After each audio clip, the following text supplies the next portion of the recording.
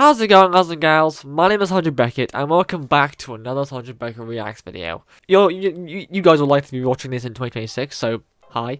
I hope it's going well so far. At least in your own personal lives, maybe not in the whole world as a whole, but anyway. I hope in some way, shape, or form it is going okay. And as of right now, as of recording, it is still December 2025. Well, actually, I say still. It is only just become December 2025, and as of recently, changes have happened in my personal life. So that, and if you would have heard me mention, there's things have been changing in my personal life. That changes have been happening, and they have allowed me to rekindle some of my burnt out energy and put it back into YouTube stuff. This is the third or fourth time in the space of a couple weeks now I've sat in front of this thing. But yeah, so I'm back. I'm trying to get back into the swing of things a bit more with YouTube, and hopefully it's all gonna go all hunky dory. So I'm just fiddling with my watch here. Maybe of all the videos to come back properly on for a proper reaction video, this might not have been the most obvious choice, but this is so I saw this video pop up on my feed the other day, and this is a video that inspired me to come back and sit here right now. So we're fucking doing it. This is a new series of I've not watched many of them. I've only watched one. It's Jubilee's Surrounded series. The only one I watched through properly was the Dr. Mike one they had. I think it was Doctor versus Vaccine Skeptics, I think. Only because, well, I followed him, so I followed Dr. Mike, so. But this video popped up on my feed, and I thought, you know what, this one seems like it'll be an interesting ride, so let's fucking do it. Today, I am reacting to Jubilee Surrounded, Piers Morgan versus 20 Rogue Liberals. Now, similarly to when I do things like a middle ground, I'm not an expert in anything. I don't have any firm source-based opinions on anything. My opinions come from other people, and mostly highly followed Instagram pages, Instagram influencer pages most often. So my view of things might not be the most credible in the world. If I had to speak strictly in political terms, I'd like to think I'm more centrist. Some might call me liberal.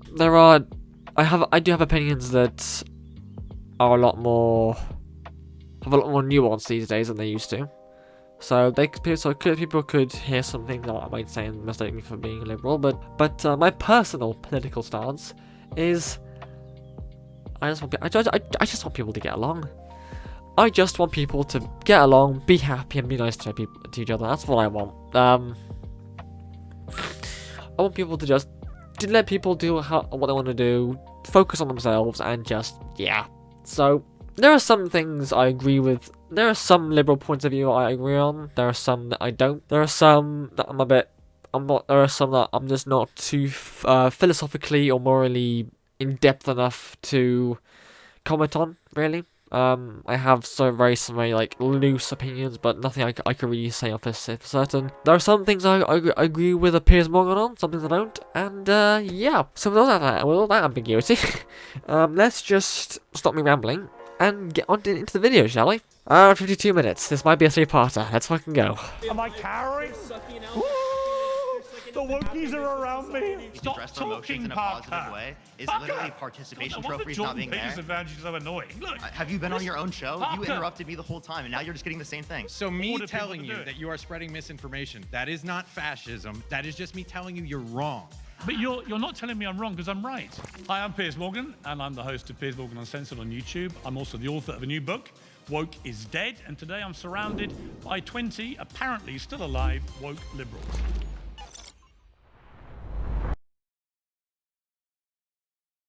Sorry. Still alive? What did he mean by that? Still alive? I might be missing some context there, I think.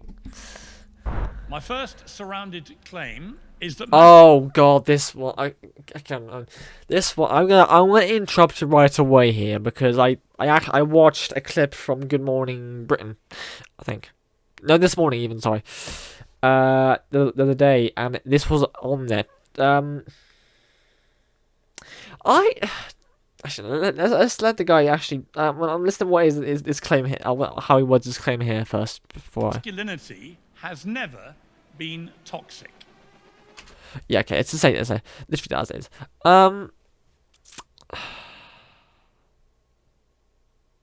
What's talking about? Yeah. Because he explained in this other interview on this morning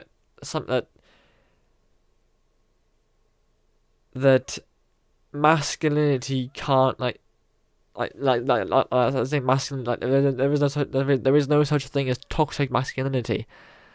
I can't I couldn't wrap my brain around it because to me it makes that toxic masculinity as an idea makes sense. Like you can have, like it's not like it's masculinity or toxic. Like that's not like you only have one thing. Okay, well, okay. At least I believe that. And I do apologize if I do start to emphasize me personally or my opinion. I just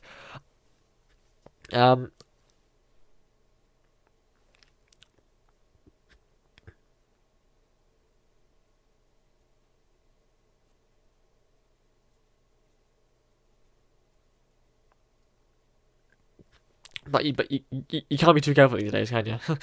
But I don't personally believe that you can. It's a mutually exclusive thing. You can have masculinity, which is fine, but you can also at the same time have toxic masculinity.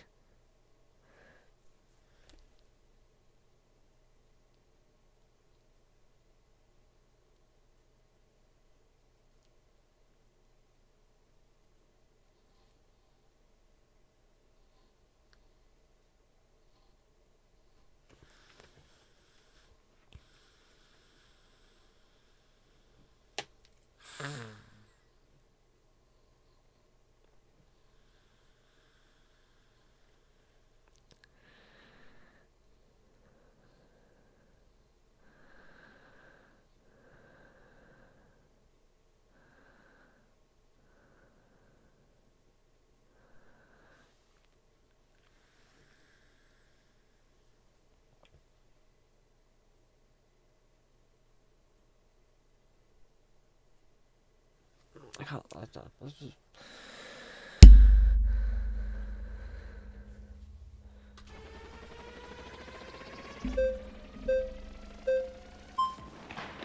Oh, fucking hell. 1 second. Oh. How do you do? I'm Piers. So I guess where I want to kind of start is talking about masculinity. So I view this, do you think that this is like socially emergent, I imagine, to some degree? Well, I think the truth about the whole toxic debate about masculinity is it's a completely new phenomenon. Before, about 30 years ago, nobody ever used that phrase. It's only really in the last 10 years it's suddenly... According to Coopers, the concept of toxic... I can't speak apparently. The concept of toxic masculinity,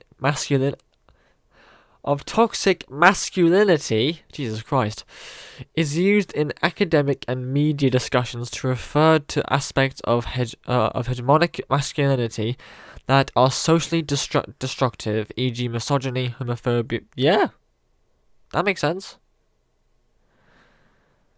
And you can have masculinity that is literally not, what masculinity should be and stuff, like being a strong, independent, capable man and stuff, and going out to work and looking after your family. That's none of that in itself is fine. But you can also have these aspects as part of it as well, and then that becomes toxic, like masculinity. Like that's just my perspective on it. been amplified and used for absolutely everything. So I thought it might be useful. I can agree that it might be overused. I can agree with that, for sure. to just start with something that Chris Williamson, you may know him, great guy, and he came on my show recently. These traits are considered toxic due to these traits are considered toxic due in part to their promotion of violence, including sexual assault and domestic violence. Socialization of boys sometimes also normalizes. Socialization of boys sometimes sometimes what?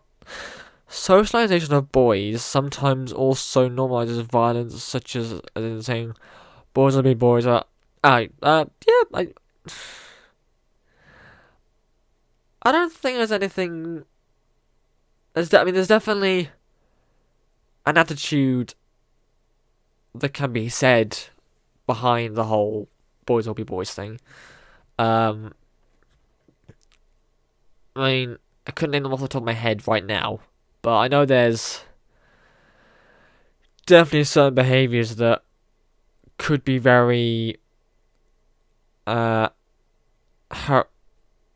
harming and harassment based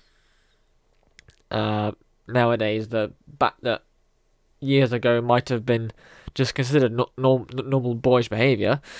I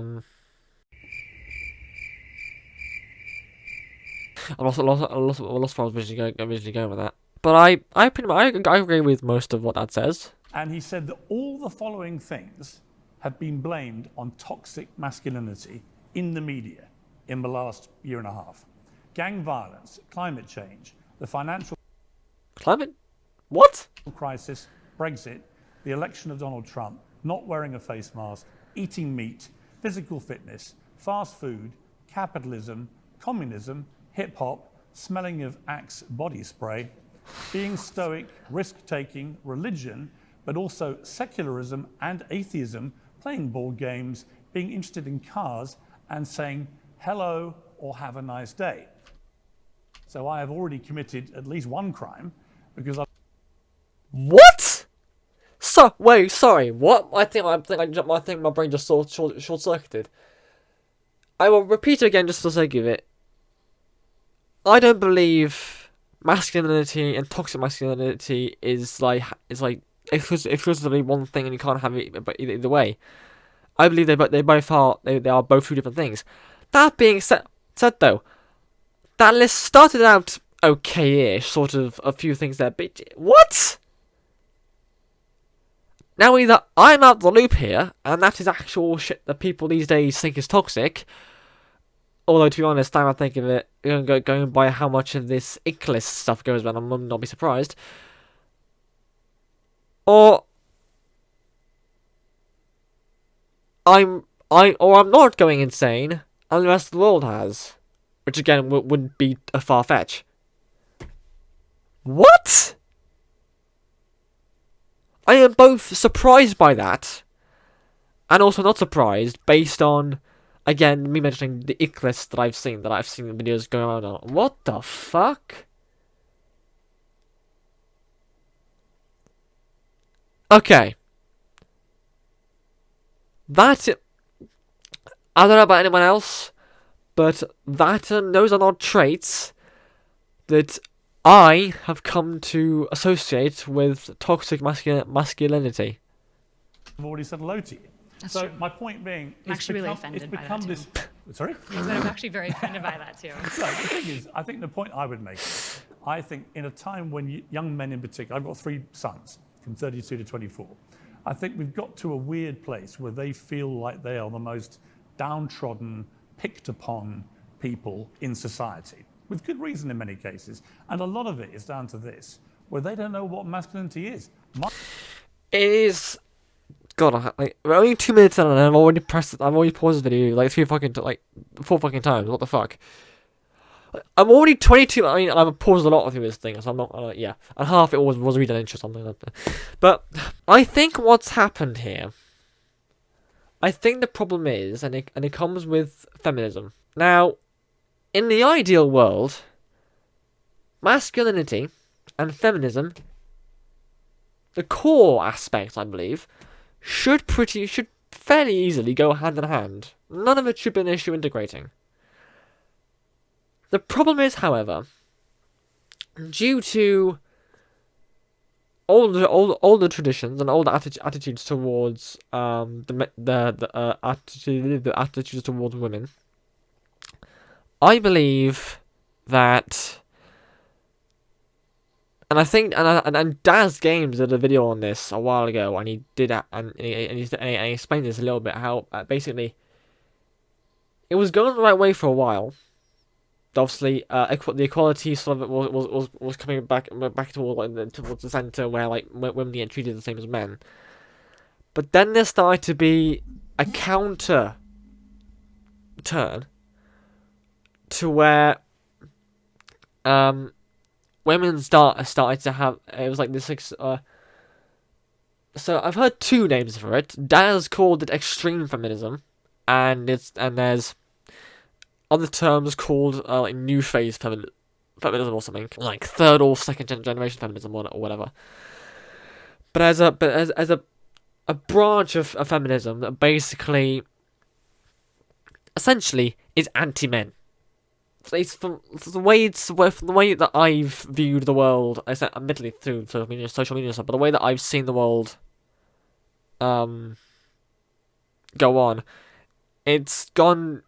The reason for what Piers says just there is because of an anti-male rhetoric.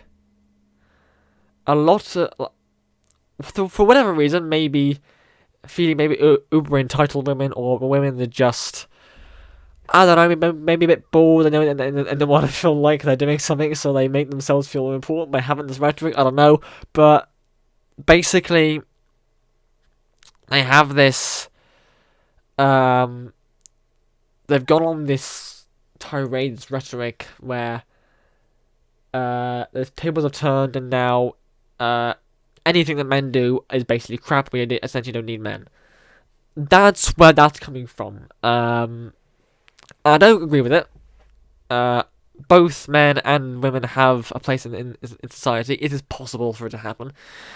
Both masculinity and feminism have can conjoin together in harmony. It's just possible. Like if you think about both concepts, it's not a hard thing to imagine. It should be a fairly simple thing to imagine, but you know, the world we live in. What Piers is describing there is the new form, or the extreme form of feminism. That is the result of that there. My argument is, I don't think it's ever been toxic. What's happened is you have men behaving badly, but you also have women behaving badly, and no one calls that toxic femininity. Yeah, they do. I'm pretty sure I've heard both ends of the spectrum before. Well, I actually do call it toxic femininity. I think when you look at, I do. When you look at like gender studies and philosophy on this, right? We use this term called masculinities and femininities because we understand that like the samurai era of masculinity looks very different than maybe the knights of the round table and whatnot. So we understand that masculinity has somewhat morphed and shifted. And in every form of these masculinities or femininities, there are unhealthy elements to each of them. Could you grant me that? Well, it depends what you mean. I mean, what do you think masculinity is? In our society, I think masculinity... No, not in your society. Just generally, what is it? Yeah, in North America, we would broadly view it as like... Well, hang on, you can't just say North America.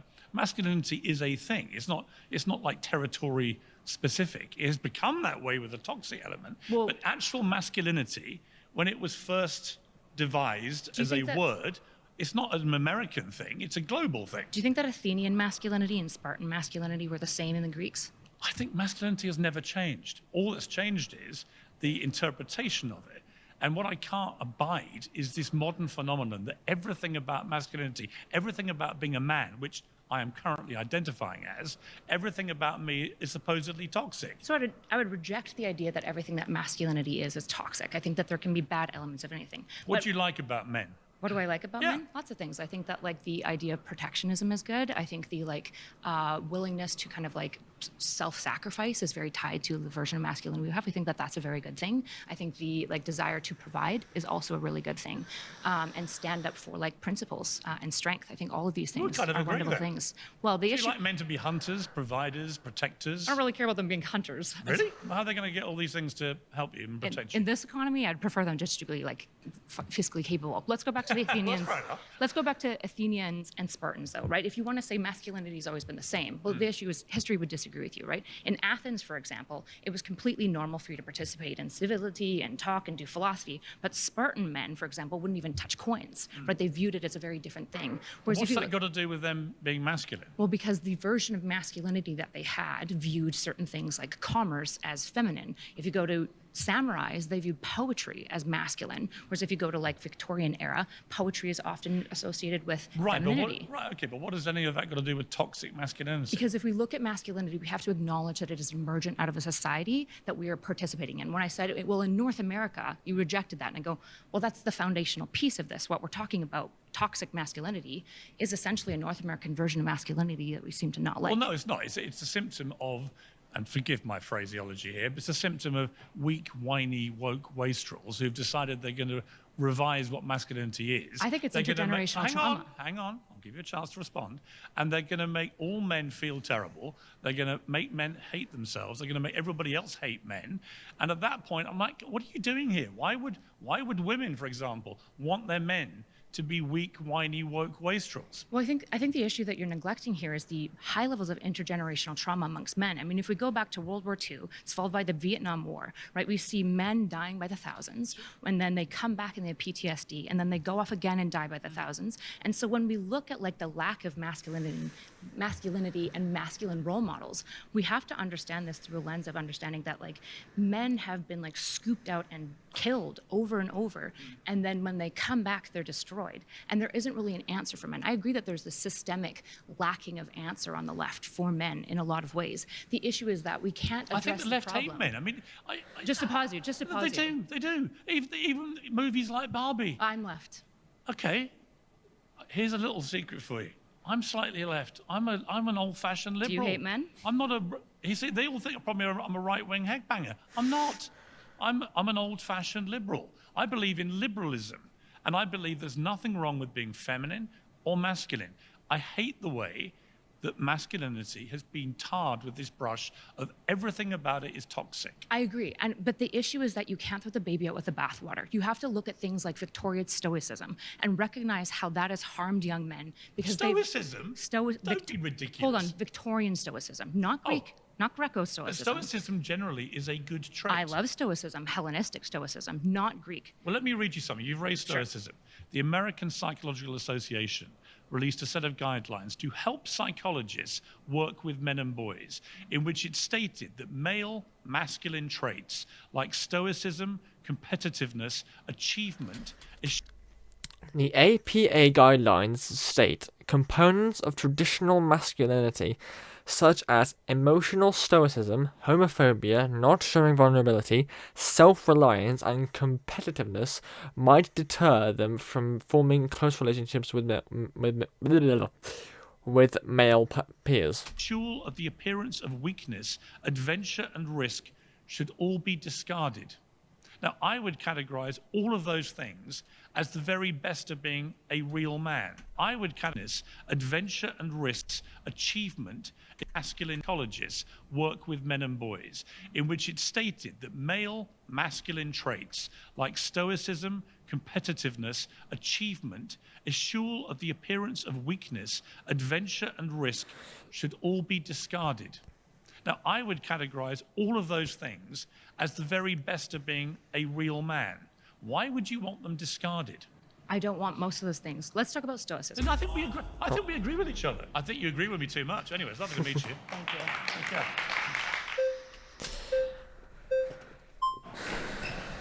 Oh, that was Hello. fucking that was quick. How are you? Ceci. Ceci, nice to meet you. Okay. First, I want to say that I don't think that masculinity is toxic. Great. I just think Debate that over. some men Hang on, use hang their. on, hang on. I'm wait. Ceci, debate over. No, it's That's not. the whole point the of my argument. problem I agree is with you. no. because you're talking about a trait, right? So I don't think masculinity is toxic. I think men use their masculinity in toxic ways or hide other traits that are toxic behind their masculinity. Okay, I don't agree with that. Here's why.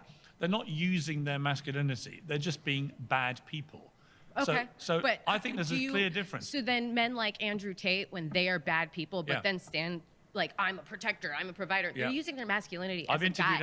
I've interviewed Andrew Tate a number of times. Here's what I think about him.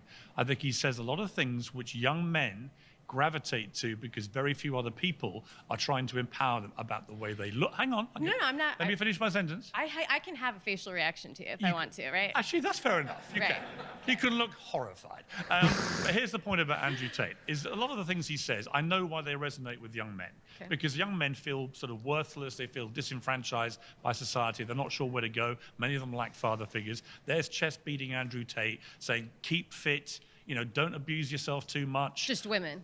I'm going to come to that. And so he says all these things which men go, yeah, that's good. And aspire to be great, aspire to be successful, do this, work hard, and all this.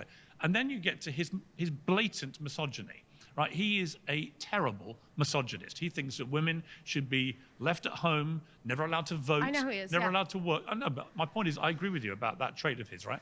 I think it's horrible. But that's not toxic masculinity. But that is actually misogyny. There's a word for it. I guess the reason, but I think that all of this was fueled by people like Andrew Tate, because like you said, toxic masculinity, we've never spoke about this before. But I think the reason it's on the table now is because of men like Andrew Tate. It's not because of women calling men. Going for, again, my stance is still the same on that whole thing. I'm not going to repeat it again because I've already said it. Already said I think 3 or 4 times in this whole video. I'm already 36 minutes into it and only, 9 minutes. I might actually have to come back to this at some point and then do that and fucking hell.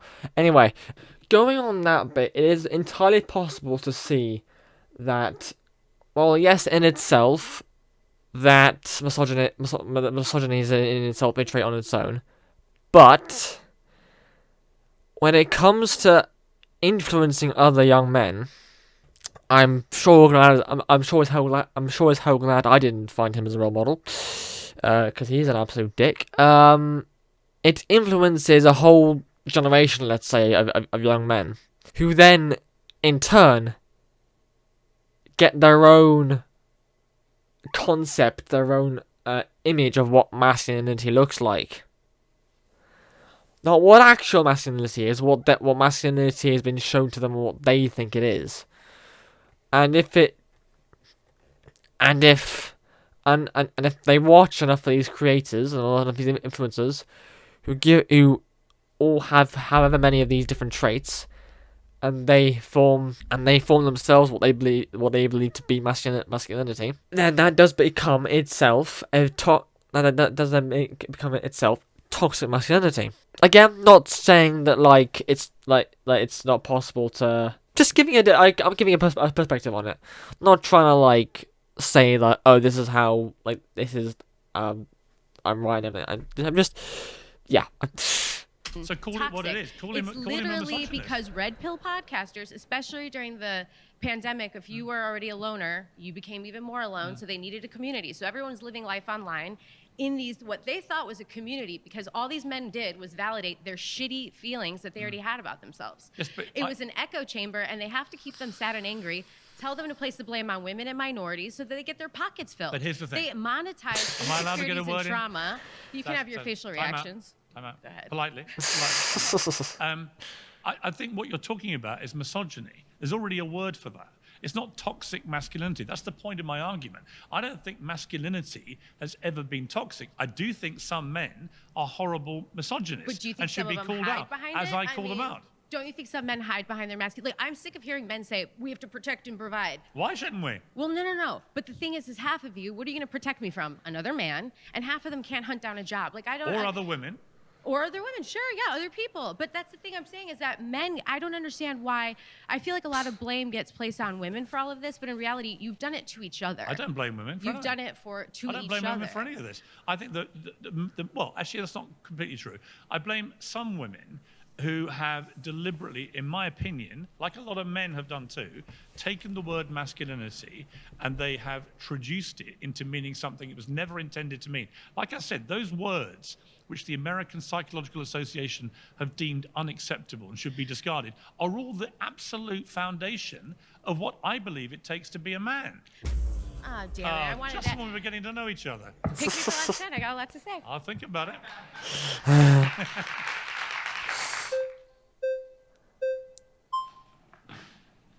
How are you? It's this guy. Parker, I'm Piers. I've been on your show, bro. Yes, I thought I recognized you. When was that? After the Jordan Peterson Jubilee debate. Yes, that's right, you Yeah, did. he has quoted us as gaytheists on Twitter. Really? Yeah. Okay. How'd you feel about that?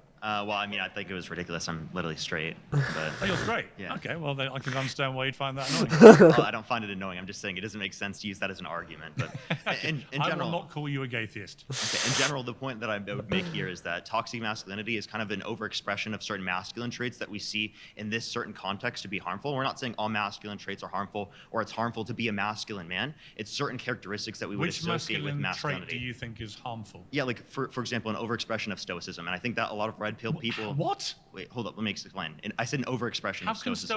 stoicism ever Be ever, overexpressed? Ever be a bad thing? Explain to me. Yeah. So again, if you were to specifically hide your feelings and put them underneath, specifically for like say the death of a loved one, I don't think that would be harmful. I mean, positive specifically for you addressing your feelings in that circumstance. I think you should address those feelings, talk about them, express them to loved ones and people that Sure, are comfortable. but You're comfortable That around. doesn't mean you can't still be stoic.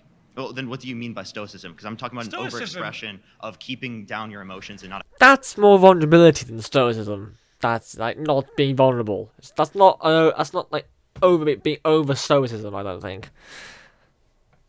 Expressing No, them that's and not like what stoic- actively that- positively addressing them. Stoicism doesn't mean you have to be an sort of unemotional, Spock from Star Trek. That's not what it means at all. Stoicism means that when you're dealt a tough blow in life, you're able to reach inside yourself and deal with it in a strong manner, right? According to the Cambridge Dictionary, stoicism means the quality of experience of Oh no, sorry. My brain just did not compute that at all. According to the Cambridge Dictionary, stoicism means the quality of experiencing pain or trouble without complaining or showing your emotions. Which is a good thing. I always quote to my kids, they can all tell you the speech off by heart. There's a scene in my favorite films were the Rocky movies. The first four were great. The fifth one was a turkey. The sixth one came back called Rocky Balboa. And in it, Rocky's son's in his 20s. He's a spoilt brat. He hates being Rocky's son. He's whining about everything. He's kind of pretty woke, weak, whiny, moaning about his lot in life. Telling woe is me all the time. So Rocky eventually has it out with his son in the street. And he says, look, life is tough. It will beat you down and it will keep you down if you let it. If you want to win at life, you've got to learn it's not about how hard you can hit.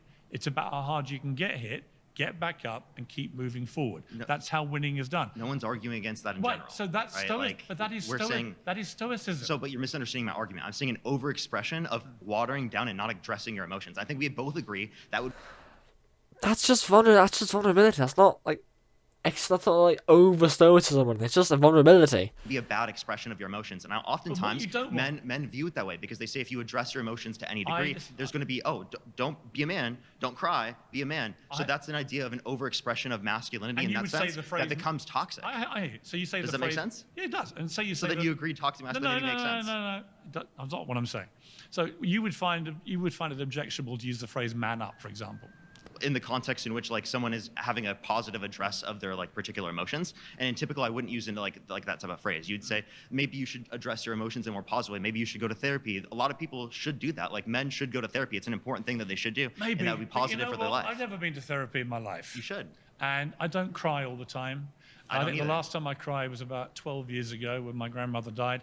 I just think this is overdone. We've just moved from an incredibly stoic generation, say the World War II generation, who were literally sacrificing their lives for their country, but weren't crying all the time to an era now. No, wait, why are Hang you on, associating let what me- I'm saying with let crying me- all the let me time or fi- being weak? You're the one who mentioned crying, so let me just explain what I'm talking about. I don't think it suits anybody to encourage a society to constantly be over-emotional either. I'm not saying that. I'm not saying you should suppress emotions, and if you feel emotions about something, I'm all for it. I can get emotional with the best of them, normally about my football team, but I don't spend all my time blubbing like a baby. And my argument with Who said that? well, hang on, I'm going to finish my point. I think that if you look at the woke world generally, there seems to be a premium on over-emoting and not enough of a premium, in my view, of stiff upper lip, pull yourself together and crack on. Because Give us specifics. because let me tell you, there are two things you want to worry about in life, really worry about. I say this to my kids: dying and getting a terminal illness. Outside of those two things, everything is surmountable. You can overcome anything. What about if your But partner what you've cheats gotta- on you? But what you've got, yeah, Like, even does it make that. sense? Okay, so there are plenty of examples we can give where people Yes. are.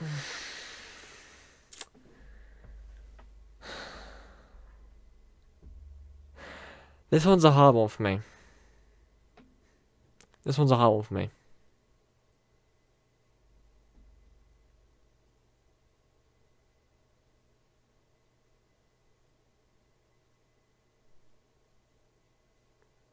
Because I don't believe. I mean, to an extent, I'm like.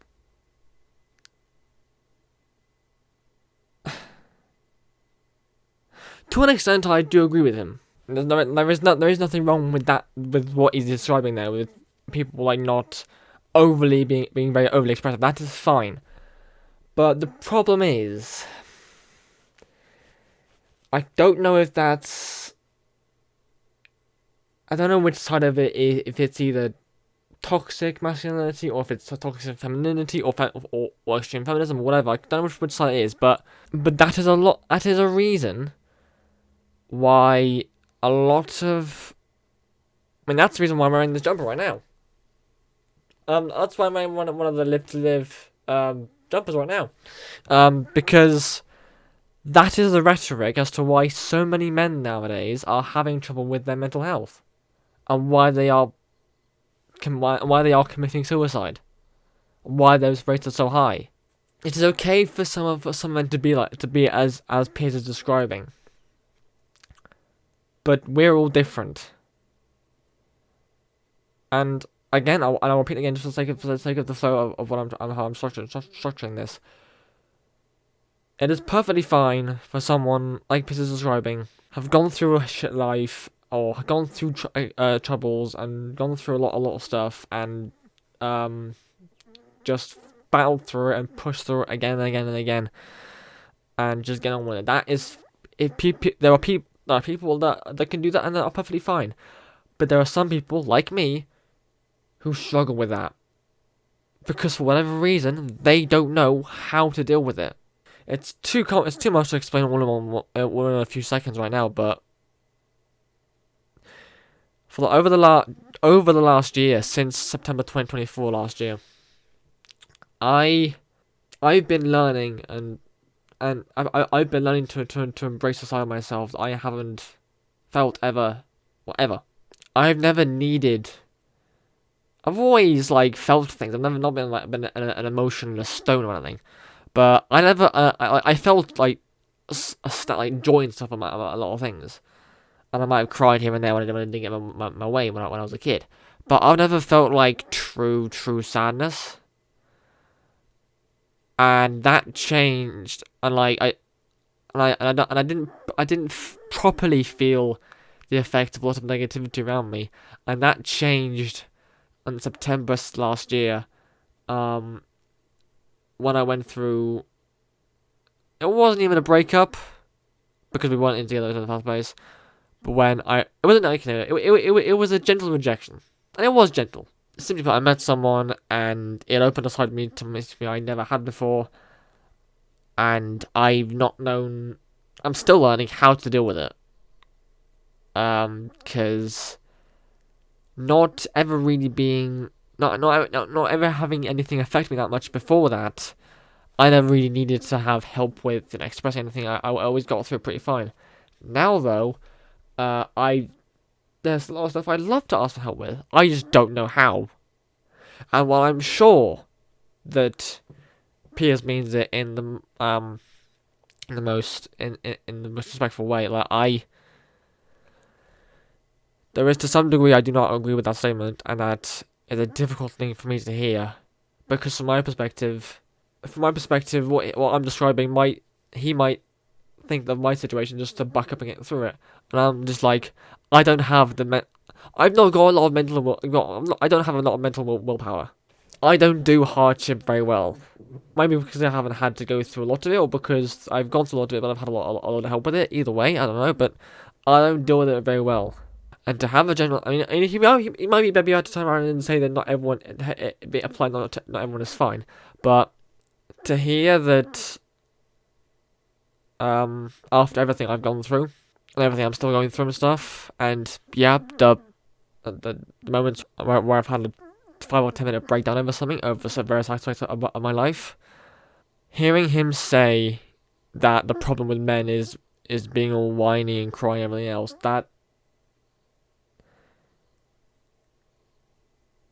that hurts me, because it's a mental thing that this is like, it's like I've been alive for 23 years on this planet, and only so far a year starting to learn with how to deal with emotional vulnerability. Like, for some it's easy, for me it's fucking tough. And it's also something I talk about often. I mean, only a handful of my family members know the full extent. That's because, it's not because I don't love them or trust them enough to tell them. I've just never had the need to open up about anything, because I've never felt deep enough to need to do that. And now I do. It's like doing that is being so open that even though I love them and trust them, I just don't know how to do it myself. A bit of a rant there, my apologies, but the basis of that little thing is that I agree in part with what he's saying. It is okay to be that sort of stoic, but to expect it on everyone is not okay. And again, is why things like this are a thing. Because that stoicism has been put onto the minds of those who don't know how to deal with it, and it's ended up in the worst way. But that's from that initial thing. I've paused it here. He might be able to say something that counteracts it. If so, yeah. Going to have legitimate circumstances to cry or be sad. But I'm asking you, in the circumstance, give us specific what you're referencing in terms of these woke liberals of how they're being too overly emotional. Well, you're talking to me about why you want people to be more emotional. I'm telling you, I don't think that's necessarily I want them to express it in thing. Positive manners, like go to therapy, like how I told you. Yeah, but I think we're over-therapied. Everyone I know over here goes to therapy. You haven't gone to therapy at all. How are you over-therapy? Why don't you come and talk to me if you want to talk to somebody? I'll soon sort you out. Wait, I can talk to my therapist and we can actually... Yeah, I can bet he will. I can bet he will. Engage in positive reconstruction of how I address things. Yes, actually, it's been very helpful for my mental health and my emotional health to be able to talk them through, to be able to, what can I do to, make myself feel better in these circumstances? Am I being genuinely, real here? Or am I being a little bit too overly emotional in circumstances? It's totally a question I ask my therapist all the time. Yeah, so if you want to talk about being overly emotional, how to address being overly emotional, how about you just start with therapy? Jesus Christ. I don't agree with Piers right now, but this guy, fucking hell, does he ever shut up? Jesus Christ. He's talking at 1,000,000 miles a fucking hour. Oh my god. And he's not shutting up. Oh god. Fuck me. Take a chill pill, dude. Seriously. What's your solution? Parker, what's your solution? Calm down. I'm calm. I'm totally calm. I mean, he probably is, but I don't believe it. Wait, do you think me talking fast is not being calm? I just think you don't want me to get a word in, right? And I wanted to finish my statement. Right, I just think people go to therapy too much. Sorry, I do. You may not like to hear it, because I just think going and talking to some stranger about all your problems all the time, get a grip. It's not all the time. It's every once in a while you go and talk about your problems specifically so you can address them. Do you not talk about your problems ever with anyone? I look at Parker. This is the problem I talked about. Stop talking. I look at you and I see somebody who's confident, you're a good talker, you're obviously intelligent, you've obviously got a lot going for you. Stop spending all this money going to see some stranger to go over everything in It's agonizing not that much detail. money to be able to go every once in a while to go see a therapist for I me wouldn't bother. specifically in my life. I've never been to one in my life. It's not much money for you. You could easily go with the money that I you don't make want to and go. go talk to a therapist. I've no need to go I to a understand you don't therapist. want to. Everyone says that specifically before going I would into it. I rather- said the same I thing. would But I'm rather- telling you, you can actually address Here's your what I'd emotions rather- in a positive way. Parker, And also, Parker, here's what I'd rather do. I would rather, honestly, have groups of people like you in the woke world, right, who clearly are struggling with regular life, right? I'm not struggling with regular everything's life. a calamity, everything's a problem, has to be overanalyzed, No one said over-dissected, that. over-therapized, and I just think you've all got to be given the mental tools to deal with ordinary life. Ordinary life. we already have. That I can agree with. That single sentence alone.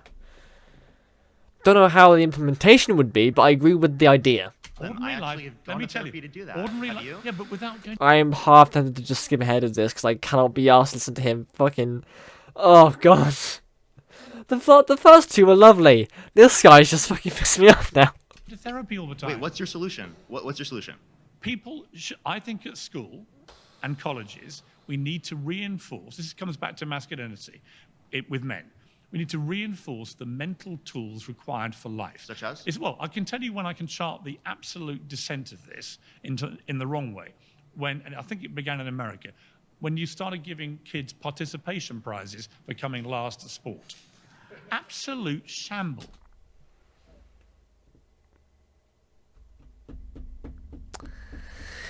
I can understand how that makes I'm having to pause and process it because I'm like it's part of my own issue as well because again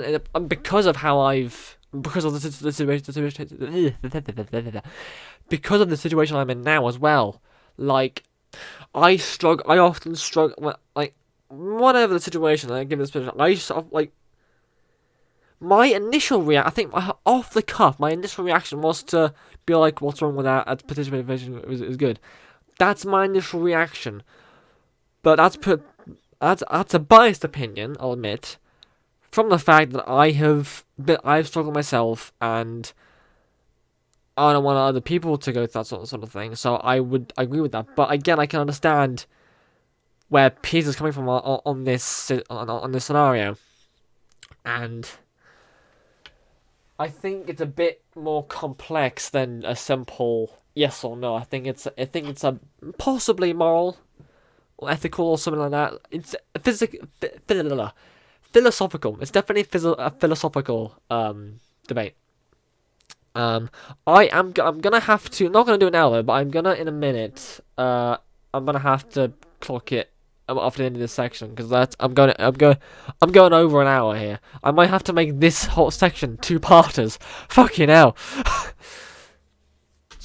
I mean, whoever thought of that? How does this have to do with actually like men making their emotions better I'm off? explaining. It's participation trophies. Oh my gosh. I'm explaining because if young people are conditioned to think that if you come last at something, you get a prize, it is the worst possible preparation for the real world. So what's the actual Because, solution? Parker, You're just telling a Parker, problem again. do you want- do you- Problem. What's the solution? Parker, if I could finish my sentence. Start with the solution. The solution is you just stop talking for a moment, right? How about you actually provide a solution? All you've done Parker, is bring about problems. Parker, I've just given. Can people in the back put their flags up? Get this guy fucking out of it. Cause fucking hell, I'm a great. Jesus Christ, like you are here to listen to the man give his opinion. All right, the way he needs to present it. You can't fucking hell. Oh. You a solution. I want That's more. not a solution. That's a Yes, problem. you stop participation prizes. You condition kids to deal with the real world when they become adults. Your fix Otherwise, for when they men get not having the ability to Stop address their emotions talking, in a Parker. positive way is Parker! literally participation God, no wonder trophies not Jordan being Peterson there. found you so annoying. Look, Have you been on your own show? Parker. You interrupted me the whole time, and now you're just getting the same thing. Well, because you You're never just stop talking, Don't, like don't a be mad. robot. Don't be. I'm only saying this because I think I did watch that video. I think a little bit. I can't remember how long of it, but I'm pretty sure he kept interrupting when Piers was going to speak instead. I'm pretty sure that's what was happening. But yeah, Mad. this guy needs to shut up. Are you mad? no, I'm trying to finish my sentence. It's okay. Where are the red flags to? Get this guy out of here, please. I don't want the last, 50 minutes of this video just being me angry at Parker, for fuck's sake. Come on. Parker, come on, calm down. Not even funny. Totally calm. Parker. I'm not shaking at all. Parker, you're shaking. I'm not shaking. Why do you have to act like I'm? Why do you have to say something delusional to try to deflect Oh away my from the fact that God. you haven't addressed anything meaningful here. Christ, Parker. My point is, there's a brilliant book by Jonathan Haidt about the impact of. Oh, I hope that was a smartphones cutaway on reading, young it was. brains, right? And it goes back to 2010 when smartphones became smart. In other words, you could access absolutely everything. And I look at what happens on my feed each day, and I'm horrified about what may happen to younger, more impressionable brains, right? And so young people's brains have got scrambled. So since 2010, there's a direct correlation of young people who get ever more anxious, ever more depressed, in some cases, tragically, ever more suicidal. And it's been driven by this constant negative dopamine. So partly, I understand why what I call the weak, whiny, woke wastrels are like they are, because they're constantly getting overloaded with negative dopamine, which is making them think the whole world's about to end. In fact, as Steven Pinker has explained in great detail, statistically, this has never been a better time to be alive. There are fewer wars.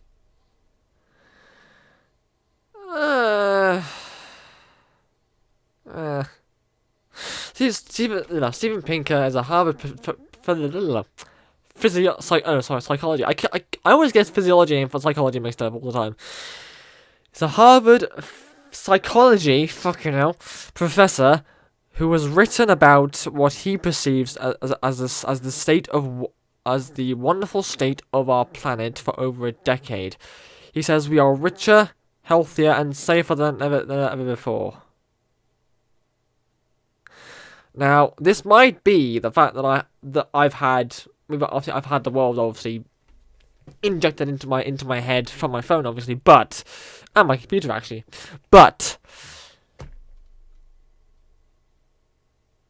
I don't know. Maybe, possibly, I don't know. Than in recorded history. People are living longer and healthier than in recorded history. There's less child poverty than in recorded history. Water is cleaner than in recorded history, etc., etc., etc. The problem is social media amplifying all the bad stuff going on, making young people think the world's about to end. It's not. So I would like young... It's not... I wouldn't say it's all about the end of the world anyway. I mean, well, not... Majority, then some people that might generally be that way, but not majoritively. I think a lot of people just. I think it's less about the end of the world and more about their own lives, like not being sure about not being sure about how to do certain things and figure out the path they're on.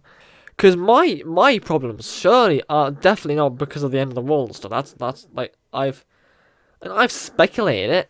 I am 95% sure that I am majoritively sure that whatever is going on in the world, that my death will occur majoritively more likely before the world as it is annihilated and eradicated.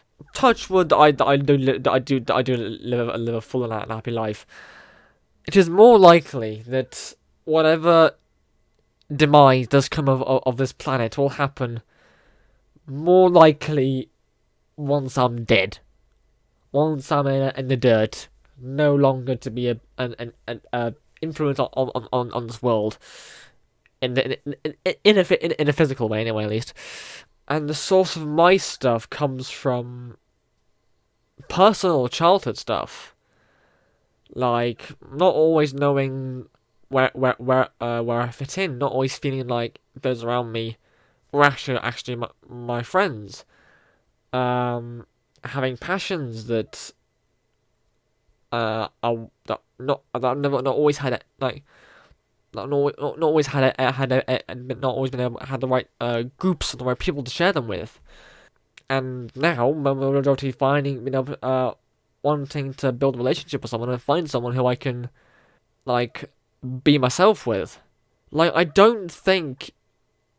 And I say that I don't think that's the issue, but I'm actually thinking back to that and actually rethinking it. majoritively, it's not. It's never been about the end of the world. It's been majoritively about personal lives, like relationship stuff, or just struggling to find a way in life. It's never. I don't think it's ever really been about the end of the world. I mean, not to say that that isn't a thing entirely. I mean, it might be, but people might be generally like overwhelmed by the fact that they think the world could end, and that's perfectly reasonable too. But like, I just don't think it's. I'm getting a very exclusive tone from Piers at the moment. Like it is exclusively this that is doing that, but I don't know. I don't know. People to be given the proper tools in their education process to enable them to deal with the real world and make them catastrophize less. I do think in this country, as in my country, young people are over-medicated. I think they go to therapy too much. I think they end up over-analyzing and over-self-obsessing. I think it can make them quite narcissistic. It's all me, and woe is me, woe is me, woe is me. To some degree, I agree.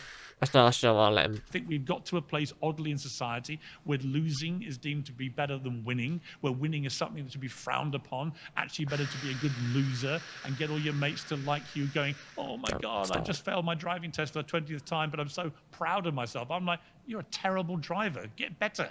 Right? So it's all about how you treat these things. And out of it, hopefully, I would produce a nation of people like me, Parker. I would love to be able to respond. Perfect way to end. Oh, finally. Oh, thank God. There's two different rhetorics going on in my head right now. There's the rhetoric which Piers is obviously saying, which is not a bad one. Again, like, everyone's different, and that rhetoric of just bulldozing through life is a perfectly reasonable way to go if it works for you. And I would not like to ever get later to like ask him this because well, I mean he gets thousands of comments and things like that every day, so I doubt I'd ever make an impact. But if I was to ever get a war with him, I would ask in relation to this, as well as some other things I've had thoughts about, like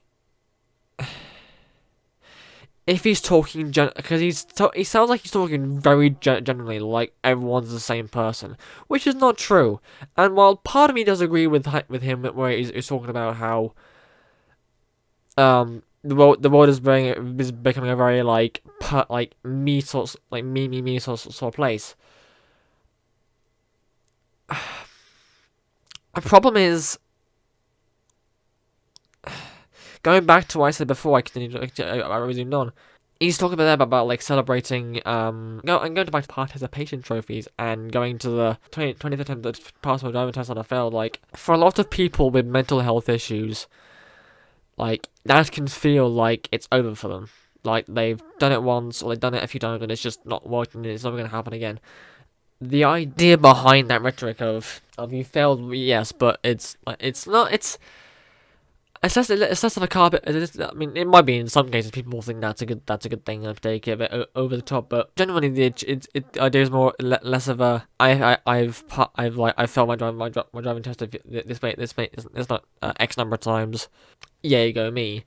It's more of a about the rhetoric of not giving up. Like, and going back into what he said about like fighting through it. Like, it's not about not giving up. Yes, you've hit a roadblock, but maybe take some time for yourself, reanalyze the situation, and go at it again and have another go at it. But yeah, that's okay. I just think when it comes to, I'd be curious to know if he actually is acknowledgeable about this.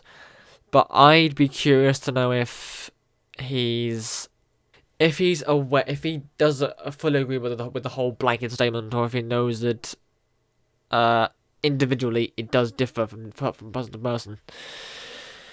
Because there's a lot of stuff here which I really do not agree with. That I mean, if he believes it, that's fine. But like, it's about some of the statements that just that all men should be more stoic, be less whining, complaining, and stuff, and yeah.